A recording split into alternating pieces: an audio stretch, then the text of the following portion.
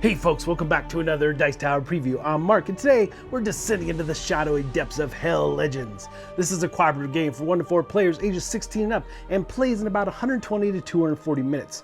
Survival isn't just about smart tactics, it's about choices, sacrifice, and pushing forward even when all hope seems lost. So join me as we dive in and take a thematic look at this game.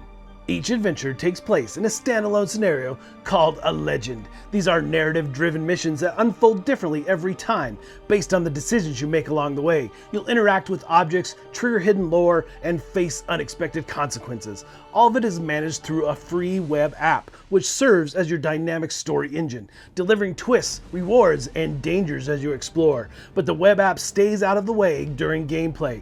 It's there when you need it, not when you don't. But before the legend can begin, you'll need to choose your hero, and these aren't just character sheets. The barbarian thrives in close combat, shrugging off damage with raw might. The ranger is fast and precise, able to pick off enemies from afar. The sorceress manipulates elemental energy, fire, and frost across the battlefield. And the necromancer, she doesn't fight alone, she commands the dead. And here's the neat thing, each hero comes with their own playboard, a dedicated hero booklet, and skill tree with 20 unique upgradable abilities. You'll manage health, mana, and focus, equip gear across 5 slots, and spend skill points to level up your stats or learn new powers. Whether you're all offensive, defensive, or somewhere in between, how you build your hero really matters, and heroes are all asymmetric in their playstyle and feature special talents that can be activated as free actions. Neutral skills provide powerful ways to modify and build your hero to suit your strategy. Now, the gameplay here will flow in 2 main phases. You have the hero phase and, of course, the monster phase. During the hero phase, players like you will take turns spinning hero action tokens to move, attack, activate skills, meditate, or interact with tokens like shrines, which is a place you'll resurface or respawn when needed. You also have chests and story points that you'll be interacting with. Movement here is grid-based and allows for diagonal steps. However, you'll have to be aware that there is terrain, elevation, obstacles like barricades, and tactical depth. Combat is where things get really interesting. Your strength stat shows how many dice you'll roll, while accuracy stat determines how many of those dice that you actually get to resolve. So even with a strong attack, if you can't aim well, you won't land the hit. You'll roll different types of dice, including attack dice, fire dice, and frost dice, and every die has potential to have a numeric hits, crits that bypass defense, and regeneration that restores your health or mana. However, if you miss, it's not a total loss. You earn dice upgrade tokens, give you stronger dice to use later, and if you really need that last bit of power, you can spend focus to boost a stat, reroll a die, increase range, or add bonus damage. It's a limited resource, but it's a lifesaver when used wisely. And after 3 hero actions, it's then time for the monster's turn. Well, of course it is. You'll draw from the encounter deck to activate monsters by size, speed, or other traits. Each monster performs 1 of 3 actions, basic, special, or skill, all based on the encounter card's order. These aren't mindless enemies either. Some are immune to fire or frost, and some explode when they die. And champions, those are powered up versions that hit harder, move faster, and come with added abilities.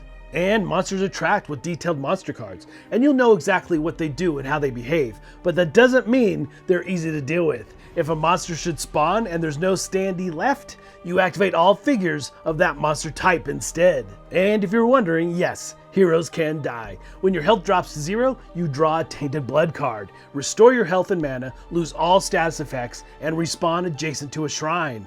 But too many deaths ends the game. Each hero can only die 3 times during a legend, and if your team collects 3 unresolved Tainted Blood cards total, the legend is lost. As you play through the game, you'll earn XP through battle and story decisions. XP is earned by defeating enemies and through story-driven events tracked on your XP dial. You'll spend this XP to level up at specific thresholds, level 5, 10, and 15, and gain skill points you can use to upgrade your basic attributes, boost your hero's dice pools, or unlock new tiers of your skill tree. The layout follows a grid of rows and columns, and you must unlock skills in order, so your build path is always a meaningful choice. And when you need a break, you can use a portal scroll to visit the town market. Portal scrolls pause the game and send you to the town market where you can heal, clear status effects, and draw 5 new item cards based on your level to create a temporary market display. You can also sell gear, buy equipment, socket powerful gems into your weapons and armor. Gems provide passive bonuses, extra range, added defense, rerolls, or bonus damage, and once they're in, they're locked in.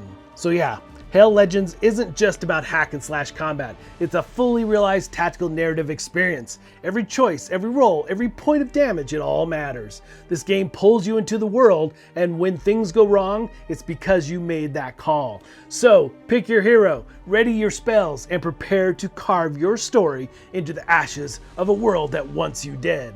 Alright folks, just a reminder once again, this has been a Dice Tower paid preview, and everything you've seen here has been in prototype form, so keep a close eye on the campaign for any changes that still may occur. Now, with that said, I'm a big fan of the video game Diablo, so this game, Hell Legends, has that in spades. You're doing a lot of similar things, but on the tabletop, and it's just really right up my alley for the type of games I love. It's all about delving into the dungeons, into the legends, and dealing with creatures, gearing up, leveling up with XP and all kinds of different things through the course of the game. The boards that you have for your characters and how you go through those different skill paths is just something unique for sure. And hey, if you're like me and love digging through the aftermath for rewards, there's even a dedicated loot action. Anytime you're adjacent to a pile of bones, or in this case, cadaver tokens, you can scoop them up and claim their bonuses. It's quick, satisfying, and yeah, if you're a loot goblin like I am, you're gonna love that for sure.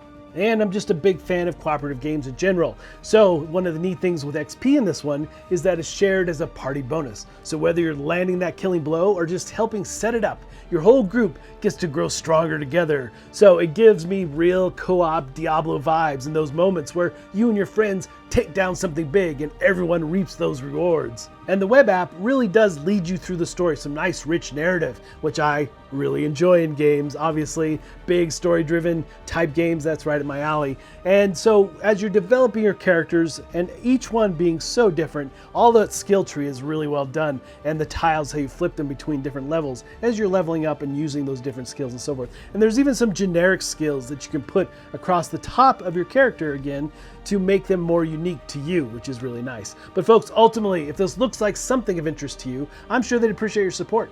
So I think that's it from me, and until next time, we'll see you at the table.